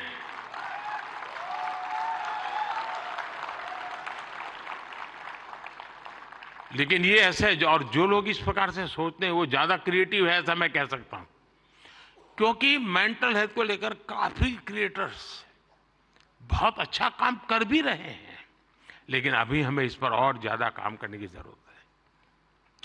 और हो सके तो लोकल लैंग्वेज, गांव के अंदर एक परिवार में अगर ऐसा बच्चा है, उनके लिए क्या हो सकता है, बड़े शहर में 5 स्टार दुनिया में तो होगा, क्योंकि उनकी जिंदगी में ये बहुत जरूरी है जी। उसी प्रकार से एक बहुत बड़ा महत्वपूर्ण विषय है बच्चों में स्ट्रेस का। हमें पता नहीं होता है, पहले तो हमारा जॉइंट फैमिली होता था और बच्चे कभी दादी संभाल लेती थी, कभी दादा संभाल लेते थे, कभी नाना, कभी चाचा चाची, भाभी भाई। अब माइक्रो फैमिली है, दोनों लोग चले गए हैं, आया के पास बैठा है, पता नहीं उसको स्ट्रेस का क्या स्थिति, कुछ पता नहीं है। अब जैसे एग्जाम का समय होता है, स्टूडेंट्स में रिजल्ट को लेकर के चिंता बहुत बढ़ जाती है, सांस फूलने लग जाती है। रिजल्ट आने पर फोन पर दोस्तों तो कह रहे जैसे रिजल्ट अभी आ गया हो, लेकिन धीरे धीरे पारा गर्म हो जाता है। मैंने कोई 12-15 साल पहले एक छोटी सी फिल्म देखी थी। उस जमाने में तो उतना वीडियो कोई पॉपुलर नहीं था, लेकिन मेरी ये रुचि है जानना, समझना, सीखना। और उसमें ये बताया गया था कि कुछ भी गलत निर्णय लेने से पहले बेहतर जीवन जीना ज्यादा आसान है और कितना जीवन सुंदर बनता है। और उस बच्चे को एग्जाम देनी होती थी, उसको लगता है ये सब मैं नहीं कर पाऊंगा, तो आत्महत्या करने के लिए सोचता है। शायद उसके जो क्रिएटर होंगे उसको याद आ जाएगा, मुझे पूरा याद नहीं, क्योंकि मैंने 15-16 साल पहले इसको, 20 साल हो गए होंगे। तो उसको मन करता है कि मैं रस्से से टांग करके जान दे दूं, तो रस्सा खरीदने जाता है। तो वो उसे पूछता है कितने फीट चाहिए लंबा, तो सोचता है फीट क्या होता है, तो जाके पढ़ाई करता है, फीट ऐसे होता है।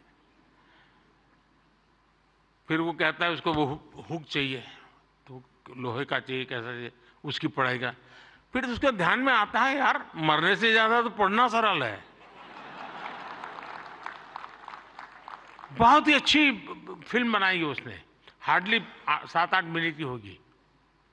लेकिन जब मैंने उसको देखा, और वो ये जो आत्महत्या करने का मूड बन जाता है बच्चों का, छोटी सी चीज है लेकिन उसके जिंदगी को एक नई राह दिखा देती है। अब आप भी जानते हैं मैं परीक्षा पे चर्चा का कार्यक्रम करता हूं। आपको लगता, कई लोगों को मजाक उड़ेगा क्या यार के प्राइम मिनिस्टर है, बच्चों के साथ परीक्षा पे चर्चा करता रहता है, फालतू समय का। मैं जानता हूं दोस्तों को, मैं कोई सरकारी सर्कुलर नीचे निकाल करके बच्चों की जिंदगी नहीं बना सकता। मुझे उनके साथ जुड़ना पड़ेगा, उनको जानना पड़ेगा, जी जान से जुटना पड़ेगा। और उस समय यानी बारिश के बाद अगर मैं खेत में काम करूं तो काम का है, परीक्षा के दिनों में उसकी बड़ी ताकत होती है। और इसलिए मैं हर साल रेगुलरली ये कार्यक्रम करता हूं, क्योंकि मेरे मन में यही होता है कि इन बच्चों के साथ मैं कुछ बातें करूं, खुल करके बातें करूं। हो सकता है किसी को एक आध चीज काम आ जाए, उनके मन को छू जाए, उनका हाथ पकड़े, उनकी हैंड होल्डिंग करे, उनके माँ बाप को लगे, टीचर को लगे। साथियों ये सारे काम मैं तो रील बनाने के लिए समय नहीं निकाल सकता, तो मैं ऐसे काम कर लेता हूं, लेकिन आप तो वो भी कर सकते हैं जी। क्या हम ऐसा कंटेंट और ज्यादा बना सकते हैं जो यूथ में ड्रग्स के नेगेटिव इफेक्ट्स को लेकर अवेयरनेस लाए?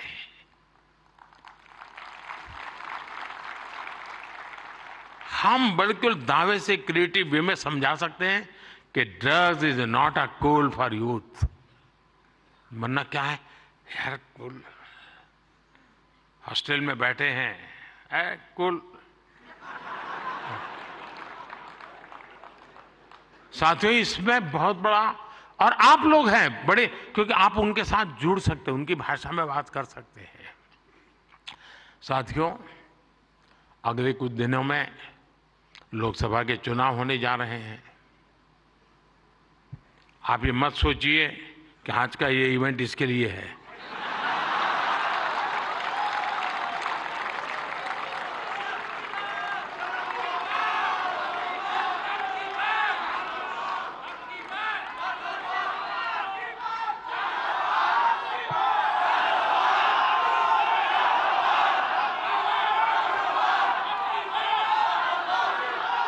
और मैं आपको गारंटी देता हूं कि हो सका तो नेक्स्ट शिवरात्रि पर भी, या तो डेट कोई और हो सकती है, या ऐसा कार्यक्रम मैं ही करूंगा।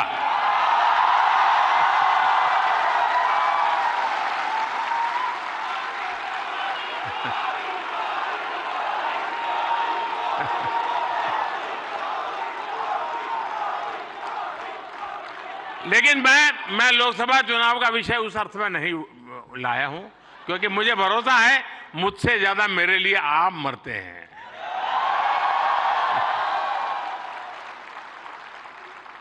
और आप मेरे लिए इसलिए मरते हैं क्योंकि मैं आपके लिए जीता हूं, और जो अपने लिए नहीं जीता है उसके लिए मरने वाले बहुत होते हैं जी।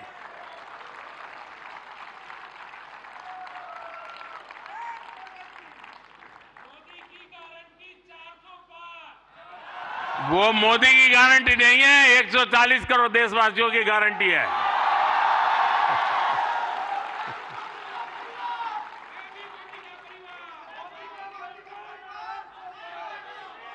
ये बात सही है, ये मेरा परिवार है।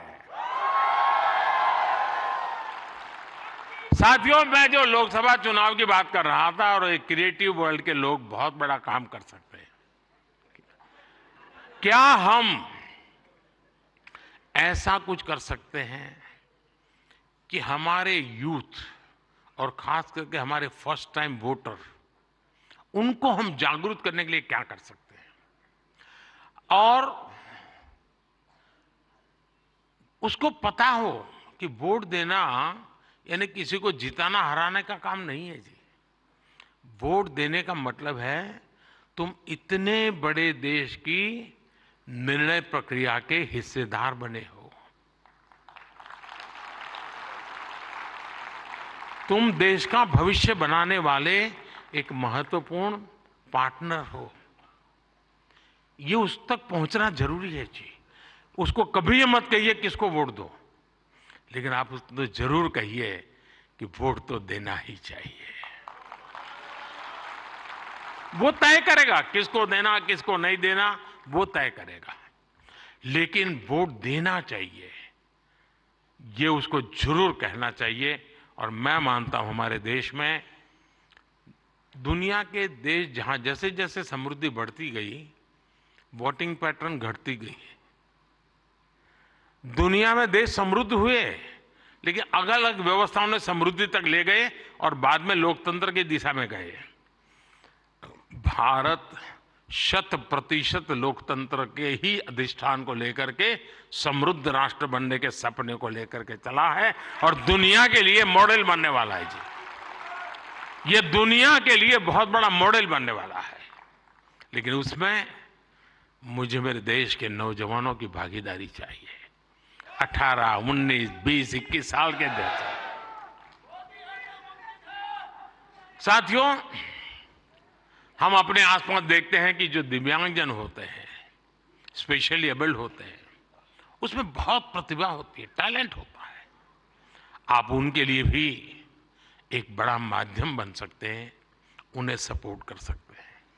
हमारे दिव्यांगजनों में जो इनहेरेंट ताकत होती है, उसे बाहर लाने की आवश्यकता है।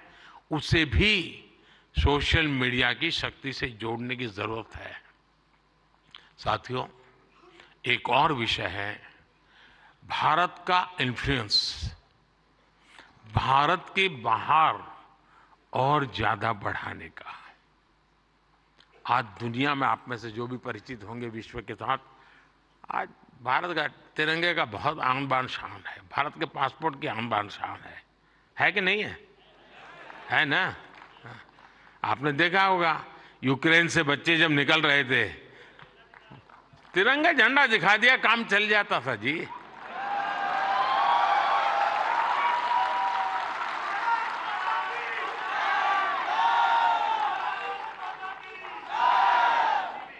ये सामर्थ्य ऐसे ही नहीं आया है दोस्तों, ये सामर्थ्य ऐसा ही नहीं आया है। इसके पीछे एक मिशन बोर्ड में तपस्या की गई है। दुनिया में आज वातावरण बदला है, लेकिन उसको और अधिक आज भी दुनिया में कुछ परसेप्शन ऐसे ही है हमारे लिए। हम उसको बदल सकते हैं क्या? और मैं मानता हूं, मुझे याद है मैं एक बार किसी एक देश में गया था, तो एक इंटरप्रेटर मेरे साथ था। तो परिचय वो कंप्यूटर इंजीनियर था, तो उस सरकार में काम करता था। तो मेरी मदद की उसने, 3-4 दिन मेरे साथ था वो, तो परिचय हो गया। तो आखिर में उसने कहा, साहब आपको बुरा न लगे तो एक सवाल पूछना चाहता हूँ। मैंने कहा क्या? नहीं साहब, आपको बुरा नहीं लगेगा ना? मैं कहा नहीं ये दोस्त, 3-4 दिन से आप देख रहे हो, बुरा लगने का सवाल नहीं, आप जरूर पूछिए। नहीं रहने दो साहब, नहीं पूछता हूँ। नहीं, मैंने कहा पूछो यार। उसने कहा साहब, क्या अभी भी आपके देश में सांप सपेरे जादू टोना यही होता है क्या? ये मुझे पूछा गया सवाल था जी। मैंने कहा देख दोस्त, हमारे लोग तो उस जमाने में तो बड़े ताकतवर थे, तो सांप बाप उनके लिए बड़ा बाएं हाथ का खेल था। अब मैंने कहा हमारी ताकत बहुत कम हो गई है, और धीरे धीरे करके मैंने कहा वो माउस पे आ गए हैं। लेकिन मैंने कहा वो माउस से पूरी दुनिया को हिलाते हैं। साथियों, मेरे देश का ये जो सामर्थ्य है ना, इस सामर्थ्य को हम आज अगर विदेश में बैठे किसी शख्स को, मैं समझता हूं हमारे सामर्थ्य से आकर्षित करें, उनको लाने की दिशा में हमारा काम हो, हम अपने कंटेंट को ऐसा क्रिएट कर सकते हैं। आप पूरी दुनिया में भारत के डिजिटल एम्बेसडर्स हैं दोस्तों, और मैं मानता हूं ये बहुत बड़ी ताकत है। आप फ्रिक्शन ऑफ सेकंड दुनिया में पहुंच सकते हैं। आप वोकल फॉर लोकल के ब्रांड एम्बेसडर्स हैं। मैं कल श्रीनगर में गया था, तो एक नौजवान से मेरी बातचीत हो रही थी।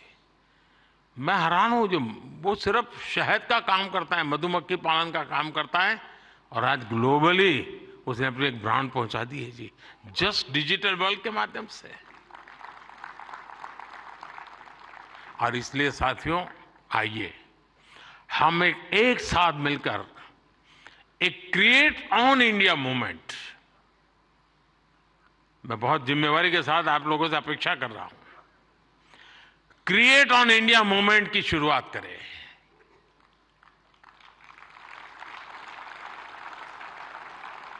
हम भारत से जुड़ी स्टोरीज को, भारत की संस्कृति को, भारत के हेरिटेज और ट्रेडिशंस को पूरी दुनिया से शेयर करें। हम भारत की अपनी स्टोरी सबको सुनाएं। Let us create on India and create for the world.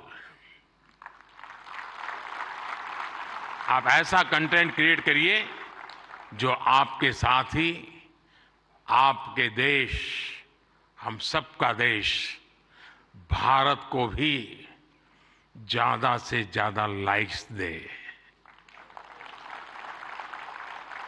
और इसके लिए हमें ग्लोबल ऑडियंस को भी एंगेज करना होगा, दुनिया की यूनिवर्सिटीज के साथ, दुनिया के नौजवानों के साथ जुड़ना होगा। आज पूरी दुनिया में लोग भारत के बारे में जानना चाहते हैं। आप में से कई लोग विदेशी भाषा को जानते हैं, नहीं जानते होंगे तो आपको एआई की मदद से काम हो सकता है। कुछ लोग सीख भी सकते हैं। आप ज्यादा से ज्यादा यूएन लैंग्वेज में, जर्मन, फ्रेंच, स्पेनिश जैसे लैंग्वेज में कंटेंट बनाएंगे तो आपकी और भारत की भी रीच बढ़ेगी। हमारे अड़ोस पड़ोस के देश हैं, उनकी भाषाओं में हम कुछ करें, हमारी एक अलग पहचान बनेगी। और आपने देखा होगा पिछले दिनों बड़ा महत्वपूर्ण डिसीजन हमने लिया है। मैं भी कुछ दिन पहले बिल गेट्स के साथ गप्पे मार रहा था, तो ऐसे ही एआई वगैरह सारे विषयों पे बहुत चर्चा निकली। कभी उसके विषय में जरूर आपको पता चलेगा। लेकिन हमने अभी कल ही एक डिसीजन लिया है। हम एआई मिशन को, और मैं मानता हूं दुनिया देख रही है कि भारत एआई में क्या काम करेगा, क्योंकि भारत लीड करेगा, मान के चलिए दोस्तों, क्योंकि मैं आपके भरोसे बोल रहा हूं। उसी प्रकार से आपने देखा होगा सेमीकंडक्टर, जिस प्रकार से भारत सेमीकंडक्टर की दुनिया में आगे बढ़ रहा है, और मैं बताता हूं कि हम 2G 4G वगैरह में बहुत पीछे रह गए, 5G में हमने लीड कर लिया। वैसा ही हम बहुत तेजी से सेमीकंडक्टर की दुनिया में, हम दुनिया में अपनी जगह बना लेंगे दोस्तों, और देखते ही देखते हम छा जाएंगे। और ये मोदी के कारण नहीं, मेरे देश के नौजवानों के कारण, मेरे देश के टैलेंट के कारण। इतना सामर्थ्य है। मोदी तो सिर्फ अवसर देता है, रास्ते से कांटे हटा देता है, ताकि मेरा देश का नौजवान तेज गति से आगे बढ़ चले। और इसलिए मैं चाहता हूं, जैसे हमारे पड़ोस के देश हैं, उनकी भाषाएं, उनके साथ उनकी सोच समझ के अनुकूल हम जितनी चीजें पहुंचाएंगे, मैं समझता हूं हमारा नाता और जुड़ेगा। हमें अपना विस्तार करना है, अपना प्रभाव पैदा करना है दोस्तों, और ये क्रिएटिव वर्ल्ड बहुत अच्छी तरह कर सकता है। और एआई की ताकत आप जानते हैं, आजकल देखा होगा, मैं अभी जो आपसे बात कर रहा हूं, कुछ ही समय में वो आपको हिंदुस्तान की 8-10 लैंग्वेजेज में ये मेरी सारी बातें आपको मिल जाएगी, क्योंकि मैं एआई का उपयोग करता हूं। आपके साथ अगर यहां आते जाते मेरा फोटो निकल गया, तो आप एआई के माध्यम से वो फोटो अपनी कलेक्ट कर सकते हैं। नमो ऐप पर जाएंगे, फोटो बूथ पे चले जाएंगे, आराम से आपको मिल जाएगी मेरी फोटो। आज से 5 साल पहले कहीं मिल गए होंगे, एक कोने में मुझे देख रहे, आपकी एक आंख फोटो में आई है, तो भी वो आपको खींच करके ले आएगा वहां। ये एआई की ताकत है, हमारे देश के नौजवानों की ताकत है। और इसलिए मैं कहता हूं सबको कि भारत के पास ये सामर्थ्य है, हम इस सामर्थ्य को लेकर के आगे जाना चाहते हैं, और नेशनल इंटरनेशनल लेवल पर भारत की एक छवि नई ऊंचाई पर ले जाने का काम हम अपनी इस क्रिएटिविटी से कर सकते हैं। एक फूड क्रिएटर किसी को मुंबई के बड़ा पाव की मशहूर दुकान तक पहुंचा सकता है। एक फैशन डिजाइनर दुनिया भर को ये बता सकता है कि भारत के कलाकारों की खूबी क्या होती है। एक टेक क्रिएटर पूरी दुनिया को बता सकता है कि मेक इन इंडिया से हम क्या बना रहे हैं और भारत में इनोवेशन कैसे बढ़ रहा है। एक गांव में बैठा ट्रैवल ब्लॉगर भी विदेश में बैठे किसी व्यक्ति को अपने वीडियो से हिंदुस्तान की यात्रा के लिए मोटिवेट कर सकता है। हमारे भारत में तो इतने अलग अलग तरह के मेले होते हैं, हर एक पर्व में अपनी एक स्टोरी होती है और दुनिया उसे जानना चाहती है। जो लोग भारत को जानना चाहते हैं, भारत के कोने कोने को जानना चाहते हैं, उनकी भी आप बहुत मदद कर सकते हैं। साथियों, इन सारे प्रयासों में आपकी स्टाइल, आपका प्रेजेंटेशन, आपका प्रोडक्ट, आपके फैक्ट्स, अगर मैं मानता हूं हकीकतों विषय में कॉम्प्रोमाइज कभी मत कीजिए। आप देखिए, एक यूनिक अंदाज में आप जाएंगे। अब देखिए, आर्टिफैक्ट्स तो बहुत होते हैं, आर्कियोलॉजी वाले ने बहुत चीजें निकाली होती है, लेकिन जो म्यूजियोलॉजी जानता है ना, वो जब उसको बनाता है, रखता है, तो हम उस युग में पहुंच जाते हैं। 300 साल पुरानी चीज देखते हैं तो लगता है कि मैं उस समय जी रहा हूं। क्रिएटिविटी की ये ताकत होती है दोस्तों। और मैं चाहता हूं कि मेरे देश के भीतर वो क्रिएटिविटी है जो मेरे देश का भाग्य बदलने के लिए एक बहुत बड़ा कैटलिक एजेंट बन सकता है। और इसी भावना से मैं आज आप सबको मिला, आप सबको बुलाया। आप बहुत ही कम नोटिस से आए, आपने कुछ करके दिखाया है। जूरी को भी मैं बधाई देता हूं, क्योंकि 1.5-2 लाख लोगों की एक एक बारीकी को पहुंचाना बड़ा कठिन काम है। लेकिन आने वाले दिनों में ये काम और अधिक अच्छे ढंग से, अधिक साइंटिफिक ढंग से हम कर पाएंगे। मैं फिर एक बार आप सबको बहुत बहुत शुभकामनाएं देता हूं। बहुत बहुत धन्यवाद।